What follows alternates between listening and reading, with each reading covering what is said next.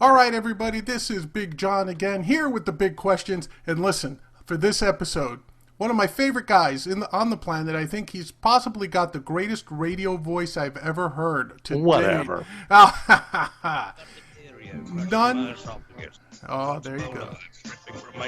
Yeah, there you go. I gotta have the theme music, man. You gotta have the theme music. I'm talking about none other than my pal, Dr. Steve from Weird Medicine on Sirius XM. Is it channel 103 there, Dr. Steve? That's right. It's the Faction Talk channel 103. All right. Our show is on Saturday nights at 8 p.m. Eastern and Sundays at 5 p.m. Eastern. There you go. Perfect. And listen, I've heard a rumor that now, in terms of total on-air service, you've actually lasted there longer than, say, Opie and Anthony or Ron and Fez and all these other shows. Give yourself a bill. Yeah, there you go. Yeah. Oh man, I'm dealing with another radio guy, so he's got the soundboard and everything ready to go. That's ridiculous. Weirdly, one day we realized that we were the longest running show on the channel. That includes Opie and Anthony's show. Right. And so congratulations on that, man. It's quite thanks. It's quite the accomplishment, really. Having been an old Sirius guy that only made it through one season, I can appreciate what it takes to be on the air for that long. Well, having a file on everyone doesn't hurt.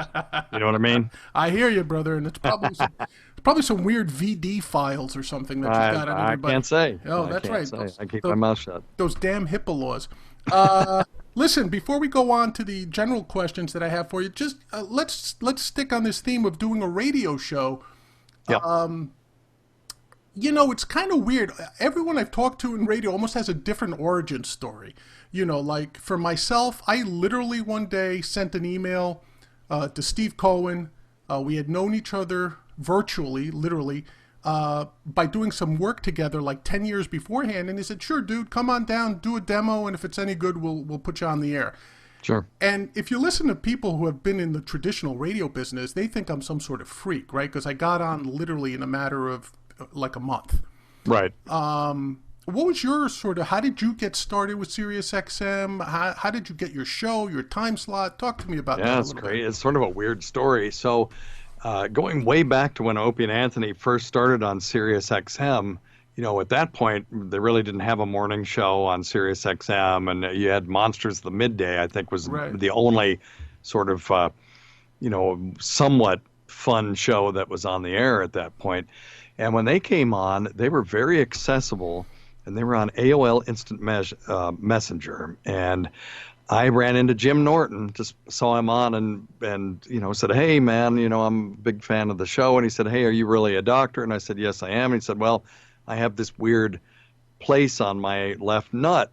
Can we talk about that? Now, I can only tell you about this because he talked about it on the air the next day. Right, of course, yeah. So the next day he gets on the air and says, yeah, I was talking to this doctor in Tennessee about this place on my nut, and he told me X, Y, and Z. And Anthony interrupted him and said, oh, yeah, because we know all the best doctors are in Tennessee.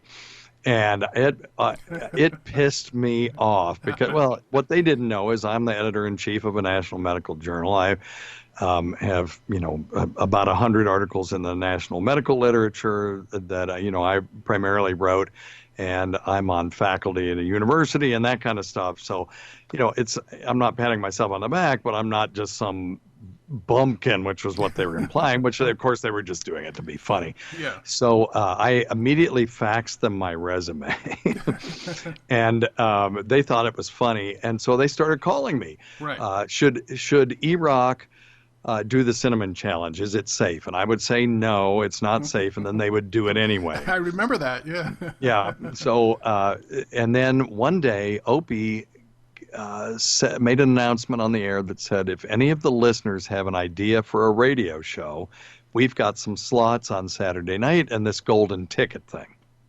So I immediately emailed Steve Carlisi, who at that time was the executive producer of the show, and he is sadly no longer with us. He's a really nice guy. Yeah.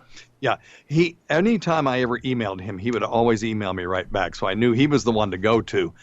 And so I just said, I've got this idea for a show, and I just made up a name on the fly. I said, we'll call it Weird Medicine. and we'll talk about your listeners' horrible, habits, and I'll tell weird stories about medicine, and I'll answer medical questions. We'll do it uncensored. And he immediately emailed me back, said, I love the idea. Let me get back to you. And about 2 weeks later, they greenlit it. And my partner at the time, PA John, and I flew up to SiriusXM with our spouses and did our first show. And we had practiced nonstop for 2 weeks. We had like 20 topics that we were going to do. And as soon as we got there, the phone lines were completely overwhelmed. And I think we did one topic, and Erock said, look, you got to stop doing these topics. You need to start answering questions because the calls are going in. We didn't know what the hell. Right. And, the rest is history. Anthony Cumia was there that night, which made me twice as nervous because I was sitting in his chair that he does the show, and he was sitting in the audience and, evaluating us as we went on. And after it was over, he said that was the best first show I've ever seen in my career, which was pretty cool. We were very excited about that, to the point where PA John and I, as we came out of the building on 57th Street, we looked up at the Parker Meridian, and we were picking out where we should buy a condo, because surely we would need one with all the SiriusXM money we were going to make. Right. Little did we know we would do the show for the next 2 years for free. Yes, sir. And I'm sure you're well aware of that situation. And then a few years in, they decided to pay us a little bit. But I could do this the next 50 years and still not have enough to make a down payment on that condo at the Parker Meridian. So, but it's. But I don't do it for the money. Right. Well, a lot of people seem to think that if you get on radio, you're instantly rich. And that's Howard Stern and Opie and Anthony. Yeah, and maybe Ron and Fez from the folks that we knew, right?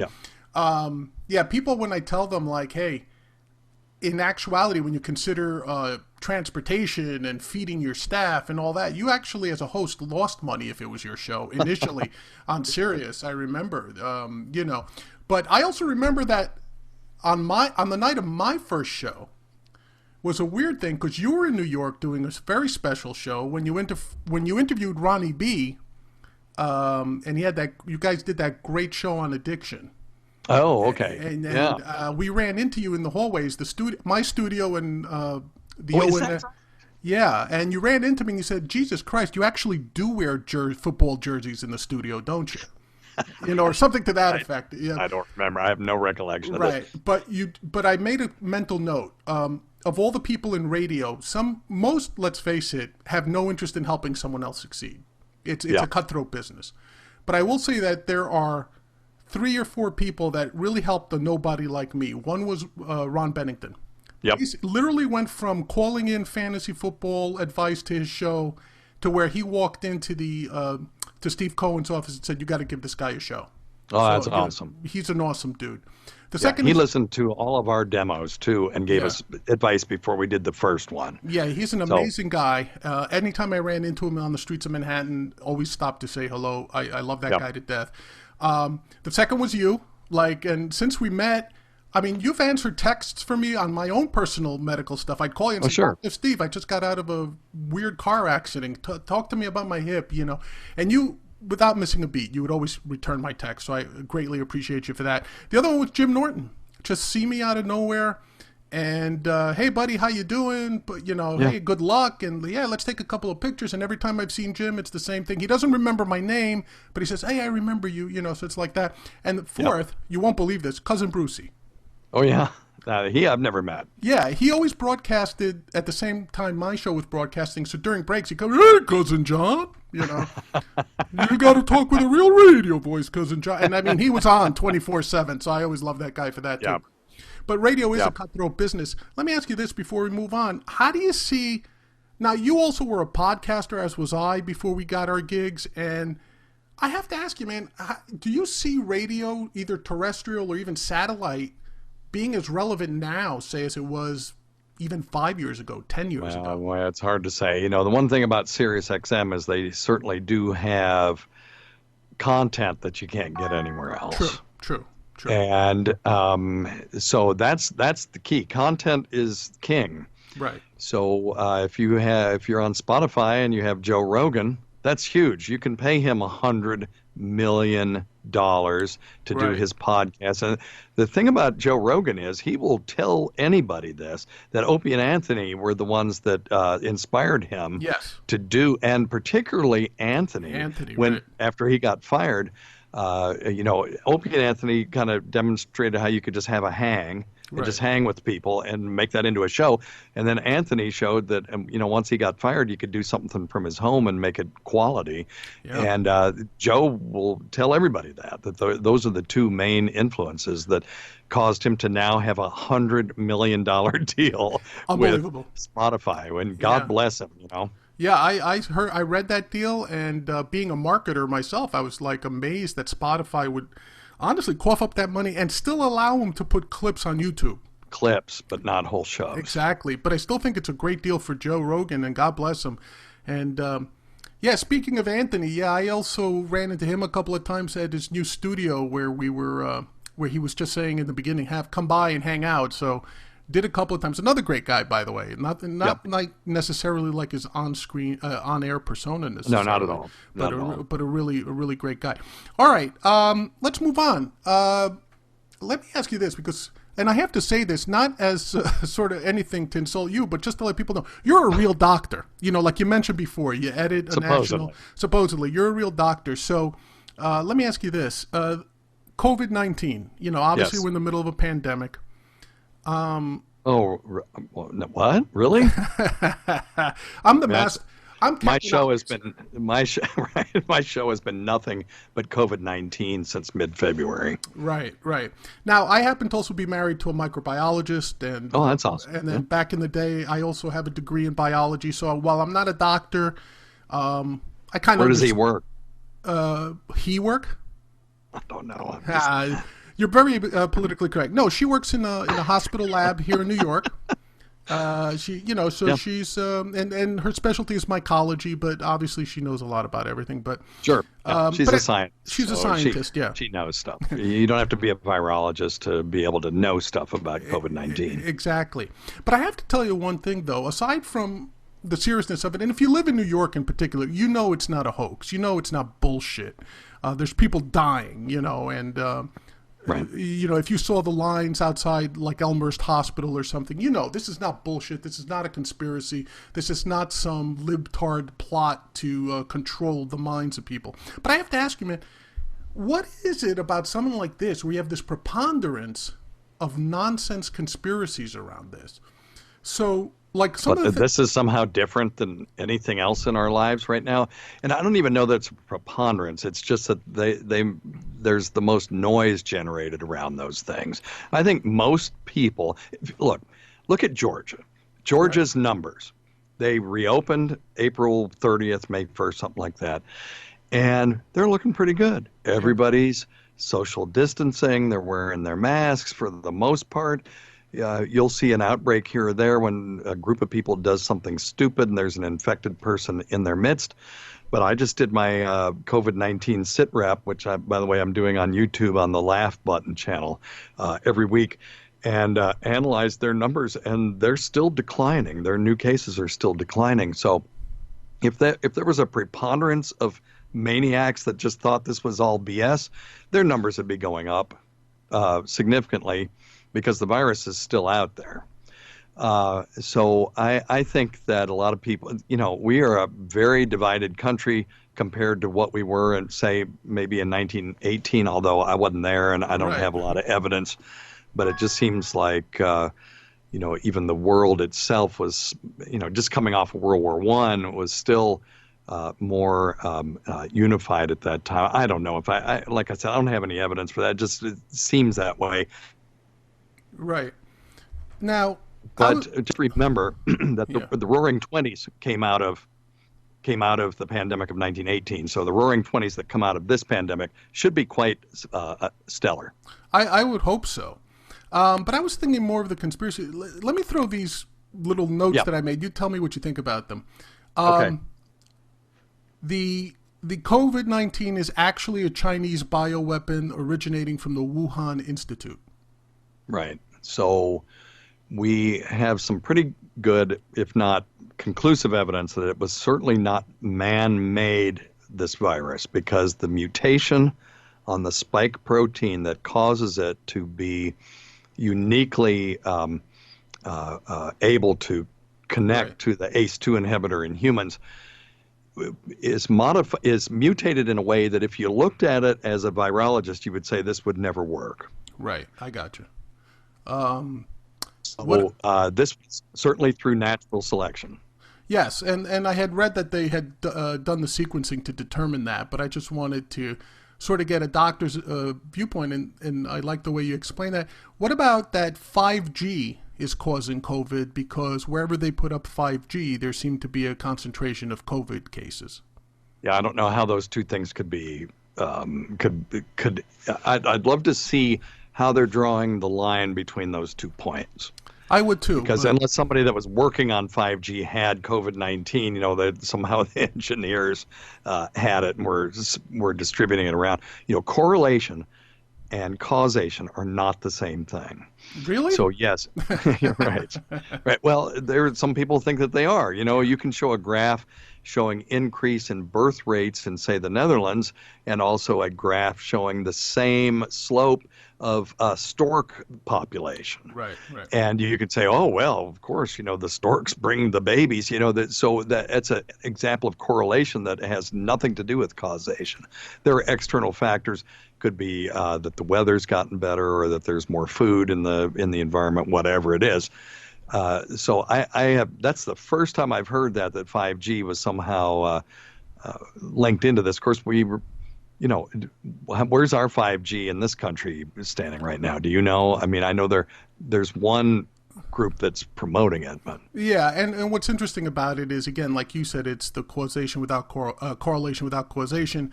You use that example. I tend to tell people who kind of subscribe to that is, well, I can correlate anything to the sun rising every morning. Yeah. Right? Sure. It doesn't mean that the sun causes these things. So, right. Yeah, I think it's just another conspiracy hoax. Now, talk to me about Plandemic. Have you heard about that? I have heard about it. Yeah. I can't see it. Every time I go to try to watch it, it's gone. Yeah, it was one of these... It makes me want to see it that much more. Well, yeah, I haven't seen the whole thing. I've seen excerpts of it. And it's hilarious to me because it's really... it was produced by someone who also produces a lot of these sort of Alex Jones types, conspiracy theories, anti-vaxxers and things of that nature. So it really, it really was a bunch of horseshit, and there was a lot of good... well, that's your opinion. I haven't seen it. That's my opinion, and it was pretty well debunked by a lot of the major newspapers. Okay. But I just had wondered if you had seen that or not. So the mainstream media debunked it? Well, that makes me feel so much better. I'm trying to determine if that was a sarcastic comment or not. Just, a little bit of irony in there. One thing I like about this age is that, yes, you've got the far right and the far left, and ne'er the twain shall meet, and then you've got all this information across this whole spectrum. Right. Somewhere in there, the truth lies. Sure. And it's not always with the mainstream corporate media. Michael Malice calls them the cathedral. Sure. Sometimes it is, sometimes it isn't. But there are other outlets, and you've just got to do your own research and vet these things. Because, that's what we were given brains for. No, I agree with you 100%. And I think the pendulum, since you mentioned Steve Carlisi earlier, the pendulum has definitely shifted the other way right now, right? I think initially, growing up, being a good libertarian, or maybe the only one in New York, I always used to say, well, God damn it, these left-wing news sources, right? CBS, Walter Cronkite was pretty much a communist as far as I can tell. Is that right? Yeah, and you could never get anything straight, but I never doubted the facts of the news. So the New York Times... I agree. Totally agree. The New York Times might have been Pravda West, but I never viewed them as outright liars. Now... Cronkite, the thing about Cronkite was that I never Now, I was pretty young, but I'm older than you, so, Yeah, but I never felt like I knew where his political leanings were. Now, Dan Rather was the first big one where you sure. kind of knew, because he was the one that sort of contributed to taking Nixon down, so you sort of Absolutely. knew that he was anti whatever Nixon was. But before that, you kind of didn't have a clue where these people stood, and Right. but I think that was a good thing. Yeah, I agree with you on that, by the way. But at least you never doubted the integrity of the news. That's right. Integrity of That's right. journalism. That's right. Now, and while I agree with some of the, let's call them the Trump supporters and the people who don't necessarily take mainstream media at face value, I agree. Yes, they have a left-leaning bias. There's no doubt about that. But now I don't know what the truth is anymore. There's Is it a very bias though, or is it an agenda? There's a difference. Agreed. I tend to think it's a bias. In other words, I don't think that, and I consider myself a libertarian, so I have no horse in the left-right sort of thing, right? But I don't know that it's an agenda for the majority of journalists. I think the majority of journalists are left-leaning because they're humanists, right? They do what they do because in their minds, they're helping people. And humanists, much like my mother, whether they realize it or not, tend to be left-leaning. Let's take care of everyone. Let's give health care to everyone. Well, how are we going to pay for it? Well, I don't know, but we need to take care of everyone, right? Right. To me, that's a humanist position. It's short-sighted, but it's a humanist position. However, I have to admit that I find this sort of like, and I don't even call them Republicans because I don't think it's the same Republican Party anymore. I call them Rube-publicans. Those guys have an agenda. So the Steve Bannon, in my opinion, the Steve Bannon, Breitbart type of axis there, the Alex Jones, they have a very specific agenda, which is nationalist in nature. Now, I have no problem saying, you support your country or whatever, but I feel that they've now done what classic propagandists have done for ages, which is they've distorted the truth to the point where you don't know what's true anymore. And you don't have to know. You just have to doubt everything, right? My show particularly is pretty apolitical. I am a classic old school libertarian in the sense that I'm socially extremely liberal. My dad was the same way. Right. And but I believe in small government and keeping government out of people's bedrooms and that kind of stuff. So, I'm basically a libertarian. I'm the only libertarian, by the way, that you'll ever meet that is, I'm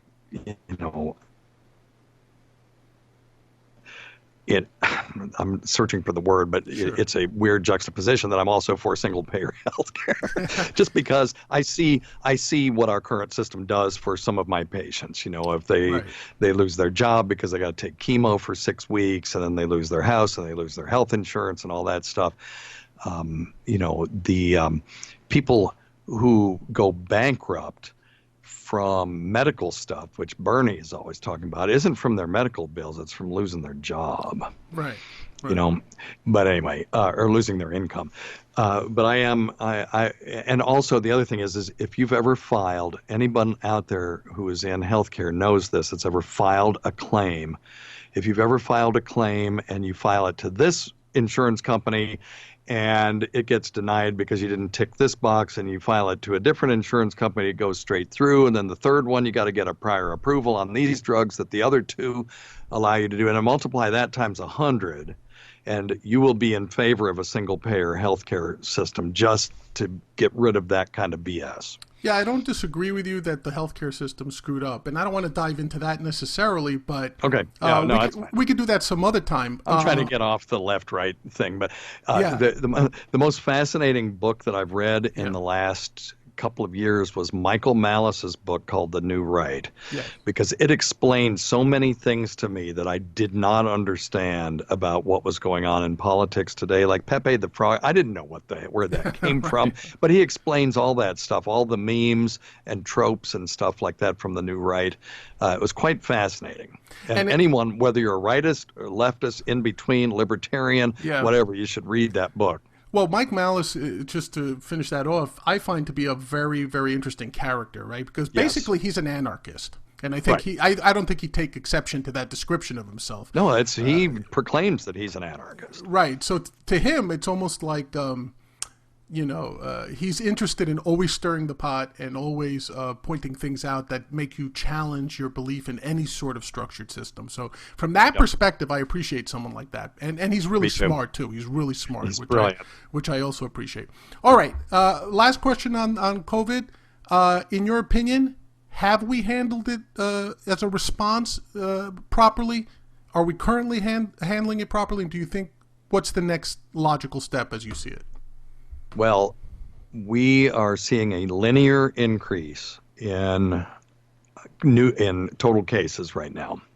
So that means if you have a linear increase, you're adding numbers, right? So you're going 20, 21, 22, 23, right. 24, like that. So the same number, or it can be adding, 200, 400, 600, that like that, but you're adding numbers. When this thing started, we were multiplying numbers. That's where you go 2, 4, 8, 16, 32. That's the geometric expansion. Right, exactly. So we are no longer in a geometric system. We are in a linear system, which means that the R0, which is the name we use, or shorthand we use for the number of people that any one person will infect on average, is right at 1. Okay? So when it's 2, or more, it's geometric. When it's 1, it'll be linear, which is where we are. And then when it starts to decline, then it's less than 1. Right. So herd immunity, for example, is a method by which we can get the R0 to be less than 1. So if the R0 right now, let's say for this virus is 2.2, the natural R0, then there's a formula you can plug that in, and we need to have 55% of the country immune to this virus before we can start with herd immunity. Now, herd immunity just makes the R0 less than 1. It doesn't end the thing that day. Right. So if your R0 is 0.9, for example, because of herd immunity, then 1,000 people will still infect 900 people, but then they'll only affect 810 people, and then 720, and it will eventually peter out and die altogether. So what we're hoping for right now that could happen tomorrow is a drug like favipiravir, which is the Japanese drug from Fuji, that is in phase 3 trials right now, meaning thousands of people are getting it.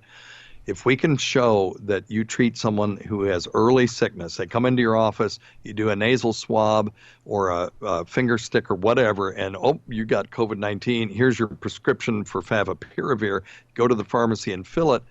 If that will keep you out of the hospital and keep you from dying, this thing's over tomorrow. Right. Until we get a vaccine so that we can get herd immunity. Right. Now, barring that, we're going to have to keep doing what we're doing until such time as a vaccine comes out, which could be as early as August, probably no later than January. Okay. Which is record time for something like this. Yeah. And this is, some people will be scared by this, but the federal government and industry and the military are all working together to, when they get a vaccine that it shows some efficacy and safety, they're going to roll it out to the whole country all at once. Right, and of course that'll be yet more fodder for the conspiracy theorists. Of course. One world order stuff. But the people who don't want to take it, if we only need 55% of the country to have herd immunity to start this thing declining, there aren't 40% of the country are anti-vaxxers. Right. I would hope 5% at most. I would hope so, but all right, and great. Even some of those will line up for this vaccine. Oh, I think too. I think a lot of them like to talk a lot of shit, but when it's their own kids' lives on the line, it's a different type of mentality too. But now I have seen I Am Legend, so I want to make sure that this thing is safe before we proceed. But one way that we could speed up the vaccine trials is, when you've only got, right now, we've got about less than 1% of the country is infected that we know of. Right. We'll discount asymptomatic for right now, that we know of that have it. So that's 99% of people don't have it. Now, when you give 1,000 people a vaccine, well, how long do you have to wait until one of them's going to get this? And how long do you have to wait until you can show that you're preventing Right. people from getting it. So really, in my opinion, the way to speed this up is to get volunteers. Start off with young, healthy volunteers, uh, and you give them the vaccine. A week later, they come back. You shoot COVID-19 virus, which is SARS-CoV-2, up their nose, Right. and then you, by God, see, do they get it? Do they not get it? Do they get it but they don't get sick? Do they get sick but they don't end up in the hospital? Do they end up in the hospital, they don't die? Which of these? Right. And if we do it that way, we could speed up these phases by months and months and months. Right. So that's something I'm advocating. And just to put my money where my mouth is, I'll volunteer to do it myself. I'm not wanting to volunteer some other people to put them in the line of fire. I will volunteer if it becomes available. I'll be the first one in line to sign up. I'm 64, going to be 65 in September, and it's I'm in a high risk group, which is why my family is on vacation right now, and I'm not. I'm sitting here talking to you. Well, anyway. that's vacation of sorts. I'm sure you're enjoying this. Vacation from last one while we're at it.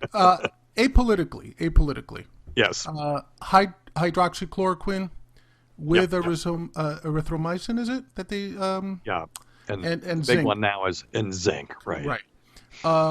Again, let me ask you this. I've read. I think the Lancet just came out with a journal saying that they found no reason to believe that this had any efficacy, this cocktail, for treatment. They didn't mention about prevention. But do you think it's wise for someone like the president to come out and say, hey, I'm on it, I think it's great, and the way he's been now, granted, he may have information that we don't have and so on, but is it wise to sort of announce that when people are swallowing fish tank cleaner? Well, okay, we know one person did that, and there's some questions about that as well. So and I think people are very well forewarned about the fish tank cleaner thing. Look, there was this initial French study. Didier Raoult is the guy's name. I don't know how to pronounce his name. I don't speak French, but it's the one romance. That's a plus, by the way. That's a plus. Okay. Well, that's okay. It's he had this series where he said, look, I treated 150 people and they all got better. So everyone was really excited about this. And then the data started rolling in. Well, that first study that was done were on people that they really gave it to them as the last resort. Now, there are tons of, had emergency approval by the FDA to give it while we have nothing else. And if there's a possibility it'll help, it's unlikely it'll hurt. Hell, my mother-in-law, and she's talked about it on this show before, so I can say this, has been on this drug for decades. People with rheumatoid arthritis and undifferentiated autoimmune diseases and lupus have been on hydroxychloroquine for decades, and it is an extremely safe drug. Now, you give it with azithromycin, and then you run into this issue of increasing this EKG interval called the QT interval. And I've talked about it on my COVID sit rep. If you're interested, I did a whole thing with EKGs and showing how that works. It's 3 or 4 back. But even then, we're talking about giving people this for 5 to 10 days. So the risk even there is minimal. Now, you can't just go out and go get this stuff. A physician or a licensed provider, a physician, NP or PA, has to write it for you.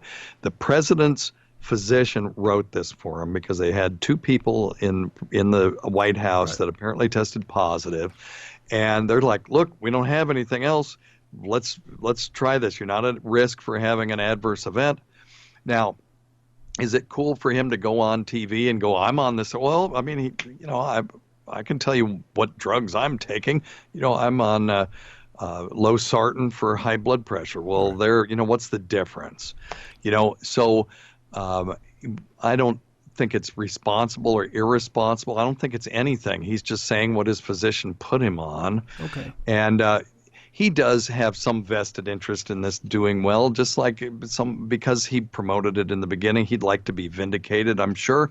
But, the thing that gets me is the people that are rooting against this being successful because they don't like him or other people that are promoting it. They're part of the problem, in my opinion. We need to root for all of these things to work. And you can vote against him in November if you don't like him, but don't root against, a modality that might have some validity down the road. Now, UCSF did a really, really interesting study where they mapped all the proteins that SARS-CoV-2 has to access to invade the human body. And then they looked at all the drugs they could find that had something to do with those receptors, right? Or with all those proteins. Well, guess what they found? Antibiotics like azithromycin, antimalarials like hydroxychloroquine and chloroquine. So there is some scientific basis for this stuff. Now, Henry Ford Hospital right now is doing the study that I've been interested in, which is doing it on healthy people before they get infected to see if they don't get infected. Right. And they're going to do several hundred to thousands of people. I don't know the number, but because that's what we need. I don't, at this point, remdesivir, I just did a COVID sit rep on remdesivir. I went into detail about this new NEGM study, and it showed some positive effects on people in the hospital. Right. The lopinavir ritonavir study with interferon beta 1b and ribavirin, we're looking at people in the hospital. I want to see a trial on people who aren't in the hospital, and can we prevent them from getting sick or prevent them from going to the hospital? And Henry Ford's doing that on hydroxychloroquine. There are a bunch of studies. If your listeners or viewers want to learn about the studies that are out there, go to clinicaltrials.gov. Okay. And just put in COVID-19, or you could put in hydroxychloroquine, and there's a shitload of them. Right. That's the best term I can use. Fantastic. It's like 600 studies. Yeah. That's cool. I appreciate you saying that, because I to be honest with you, I do find myself being, by the way, FYI, I'm virulently anti-Trump. Okay. But I'll say this. I do not root against, like you said, if hydroxychloroquine is it, it's it.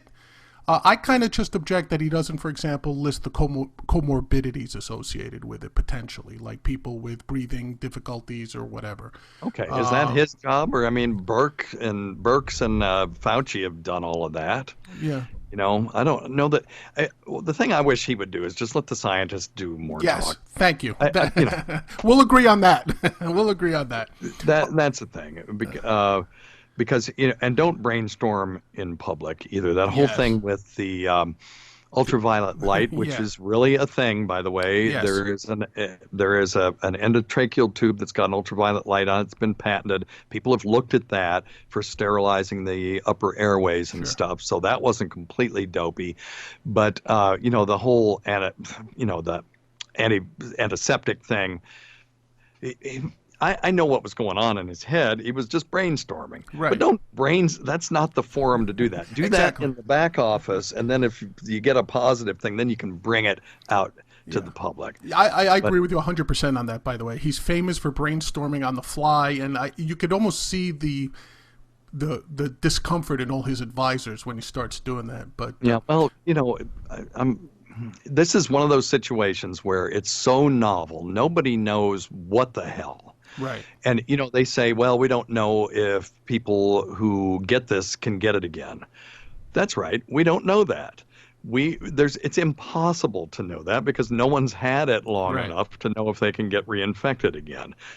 But absence of evidence is not evidence of absence. And that's where a lot of the science gets sort of thrown into this sort of social media mix. Right. And a lot of things get said that just really aren't right. I'll agree with you with that 1,000%. Okay, let's move on to something now perhaps you'll enjoy a little more. Okay. Now, in my opinion, you're I get really uncomfortable with the political stuff. No, not political. I understand. Yeah, you're a little bit of a polymath, in my opinion, right? In addition to being a medical doctor and physicist, is that true? Well, okay. That's not exactly true. I was going to get my PhD in organic chemistry. Well, I vacillated, and my interest was in the physics of organic chemical reactions, and I was interested in virtual particles and their interaction when when a chemical bond is formed. So I have an interest in physics. I have an interest in well, a little bit more than an interest in organic chemistry. I published a paper in Journal of Organic Chemistry, but then I made the transition to medicine. But anyway. By the way, we used to have a joke when I was a biology student. What do you call biologists who fail, or pre-med students who fail organic chem? Oh, I don't know. Psychologists. Oh. Yeah. Okay. Because that's where they ended up putting all their cred stores. Anyway, let me ask you a question. Okay. In your opinion, who was the most talented man in history? Oh, talented. In any field? Are you talking about?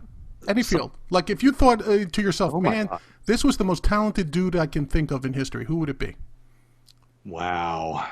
James Clerk Maxwell's up there, but Mozart's got to be in your top 10. Mm-hmm. Just the brain this guy had to write a symphony when he was 4, right, and have the complete mastery, and his and other people's music from that era are still with us today. But Mozart was incredibly brilliant, and talented. But James Clerk Maxwell did the first grand unification. He unified electricity and magnetism. Magnetism, yeah. And he also determined through these 4 simple equations, and they're very simple on the surface. My nurse practitioner keeps calling me. Let me tell her that I'm going to call her right back. Sure. But one thing that he deduced was that electromagnetic waves traveled at this thing called the speed of light. Mm-hmm. He calculated what the speed of light had to be given these 2 properties, the permittivity and penetrance, or some other, I can't remember the exact, because you're putting me on the spot, but It took 2 seconds to come up with those numbers. But anyway, from those he could calculate the speed that these electromagnetic waves would have to travel, and it was exactly the speed of light, which implied to him that light was an electromagnetic wave. This was stunning. Yes. Revelation. Absolutely. And Einstein and Lorentz and those guys all, stood on Maxwell's shoulders when they did the things that they did, which were also incredible.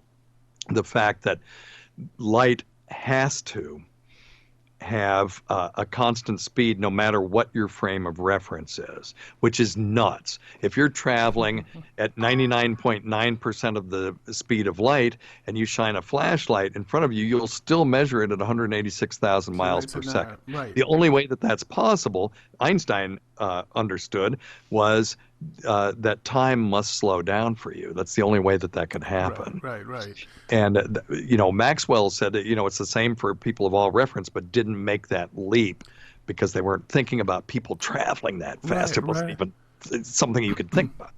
Okay. So that's a good choice. 2 good choices. I'll give you mine. Just give me one, because if you'd asked me before I had a chance to think about it, I might have come up with a more inspired answer. But. Yeah, that's okay. Well, putting people on the spot makes for good radio. You know that.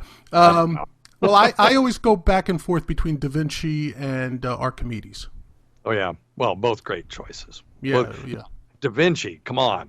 This guy was good at everything he did, the true Renaissance man. Absolutely. And that's why I agree, pick those 2, but Clerk Maxwell. Okay.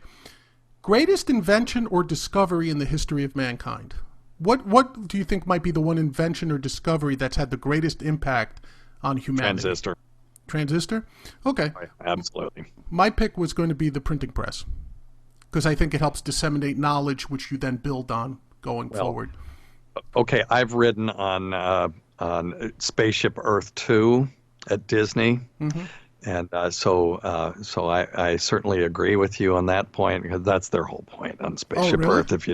So I was making fun of you, that you got your ideas from Disney ride. I've never been to Disney. God, hand to God. I hate theme parks, but people who have know why I was making that joke. Fair enough.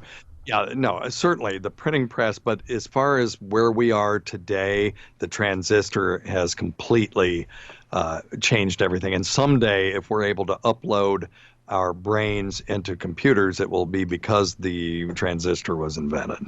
Yep. I can't say I disagree with you that much on it. Okay, and the final question. What's your beef with Dr. Michio Kaku? I don't have one. I did have one. And it wasn't really even a beef. He just drove me crazy. So people who don't know why you're asking me this, I'll just give them a little background. Sure. He used to call in to Opie and Anthony, and then I would immediately call in afterward and just shit on everything that he said.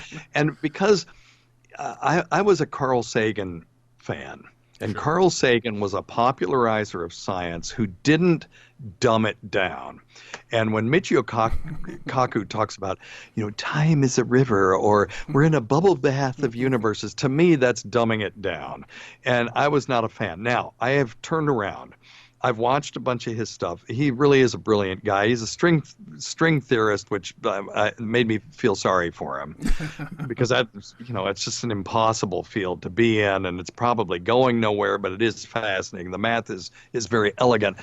But the other thing I realized when Jim Norton, he and Jim used to live in the same building, they would get on the elevator together, and Jim would say that Dr. Kaku wouldn't even acknowledge his presence. And he thought he was being rude or he didn't like them. And I was like, oh, no, I get it now.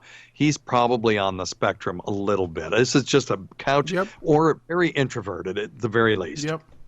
And this guy probably got beat up and made fun of his whole life for being so smart.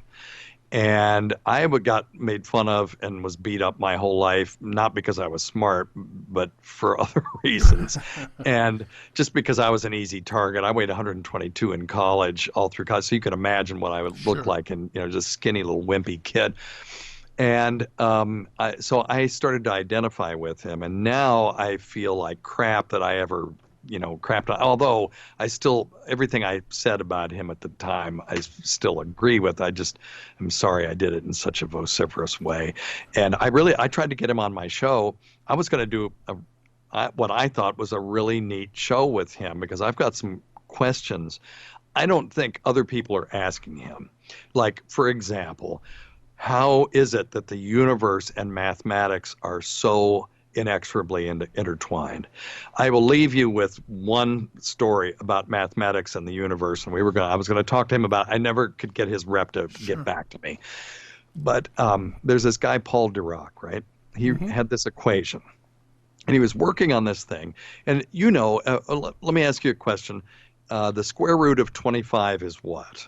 5. Or -5. Very good. Okay, I'll give you a.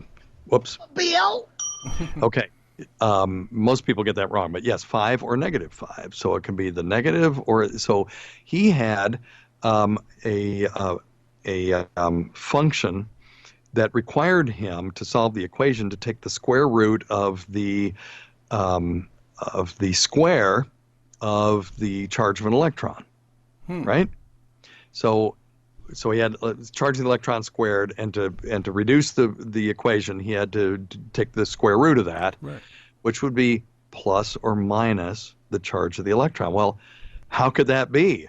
Electrons are negatively charged. There's no such thing as a positively charged electron. So Dirac tried to figure out what was wrong. There had to be something wrong with his equation. And then he realized, there's nothing wrong with my equation.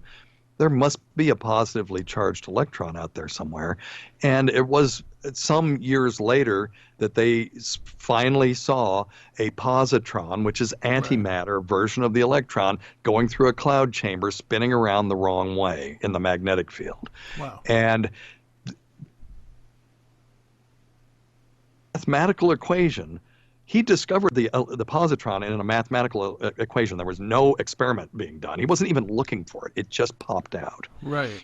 That, to me, is incredible. Yes. That somehow the universe works in such a way that this equation that was looking at something else completely would also have encoded in it the mathematics for antimatter that we didn't even know existed. And now, today, we use it every day in positron emission tomography, PET scans for cancer. Sure. We use antimatter every day.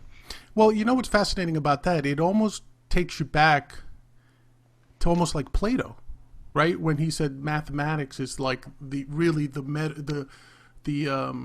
the transition to the meta universe, right? Right. Right.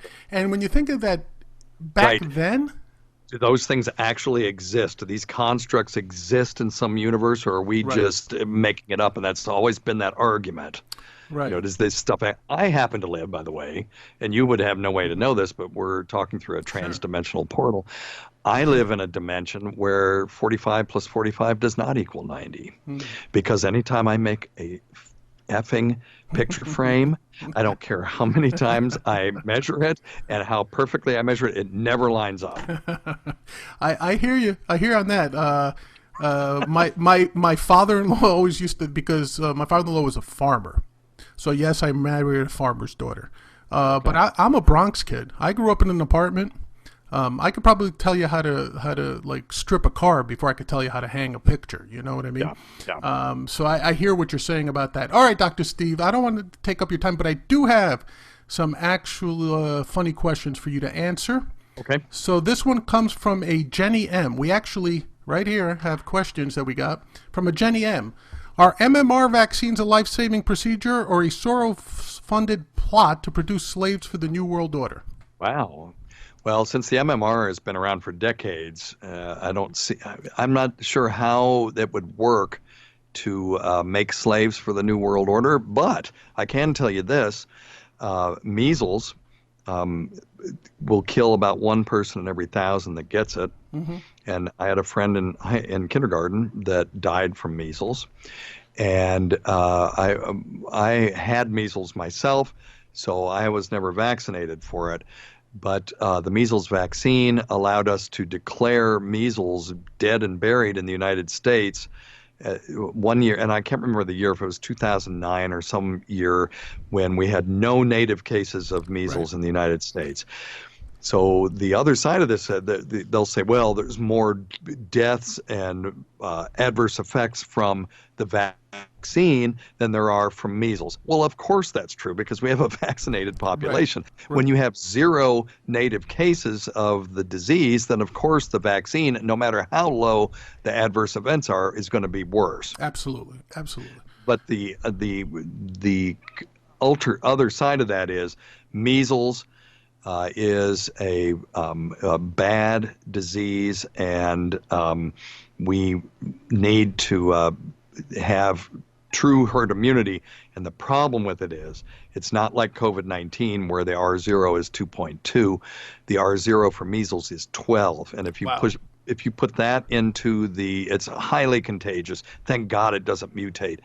But if you put that into the equation, you have to have 95+% of people to have herd immunity. Right. So we have to have universal vaccination, or we're going to have problems. Right. So Okay. Yeah, I don't think so. I think MMR is a good thing. Okay. Are there adverse effects? Yes. Sure. And they're tragic when they happen. But not autism, right? It does not appear to be any link between autism after study after study after study between MMR.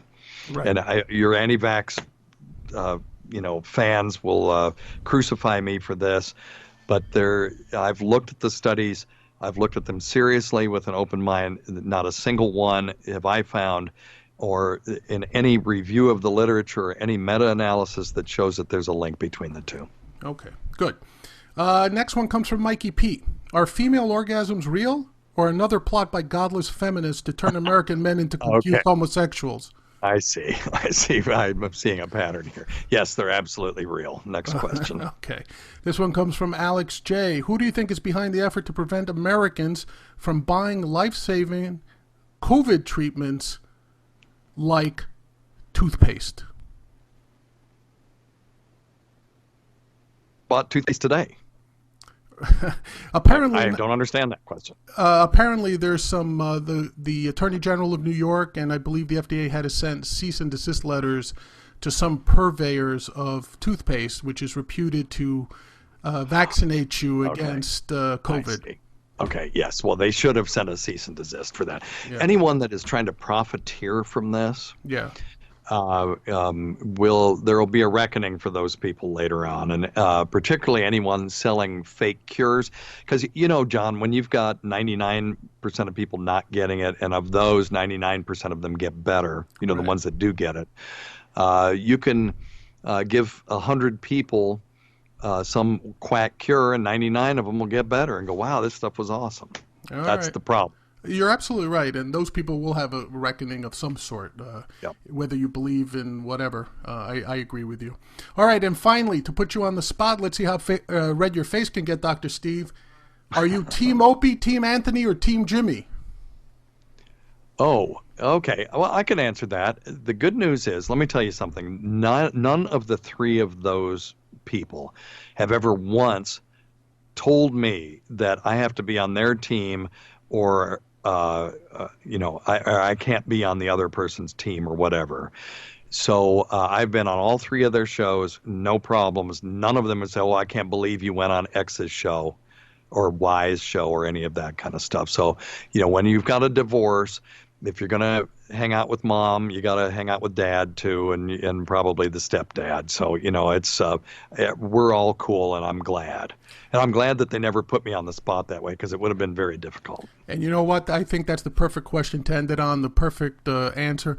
Dr. Steve, again, thank you so much for consenting to this interview. I know I've been pestering you. And why don't you give us one more plug of your wonderful show and when it's on? Yeah, sure.